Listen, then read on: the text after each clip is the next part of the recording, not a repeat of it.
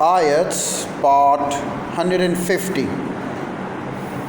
Kang impressed the court and convinced the emperor that China, like Japan, should form a constitutional government and do away with the monarchy.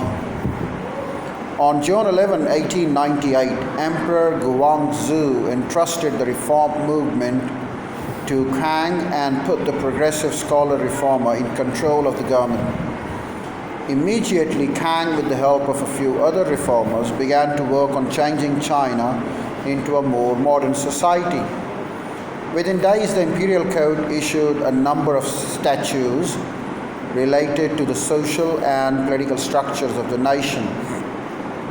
First, Kang planned to reform China's education system.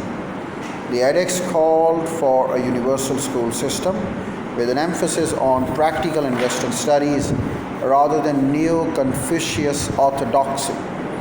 The new government also wanted to modernize the country's examination system and send more students abroad to gain first-hand knowledge of how technology was developing in other countries. Kang was also called for the establishment of national parliamentary government, including popularly elected members of the ministries, military reforms and establishment of new defense system, as well as the modernization of agriculture and medicine. Medicine were also on their agenda. These edicts were threatening to Chinese ideologies and institutions, especially the army, which at that time was controlled by few governor-generals. There was intense opposition to the reform at all levels of the society, and only 1 in 15 provinces made attempts to implement the edicts. The Mancos, who considered the reform a radical and unrealistic idea, suggested that more gradual changes are needed to be made. Just 3 months after the reform had begun, a coup d'etat was organized by Yuan Shikai and Empress Dowager Cixi to force Guangxu and young reformers out of the path into the seclusion. A few reformers' chief advocates who refused to leave were executed. After September 21st, the new edicts were abolished and the conservatives regained their power.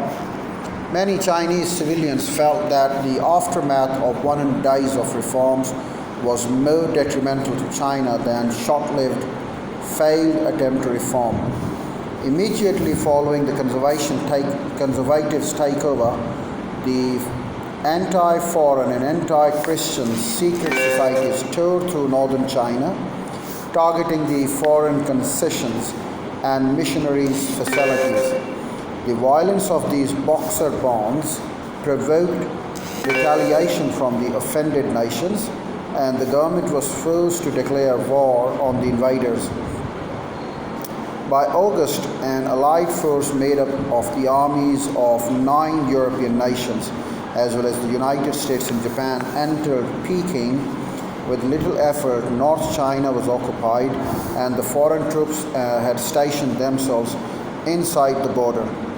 The court was ordered to either execute or punish many of its high officials under the Protocol of 1901, rather than dividing up the occupied territory among the powers.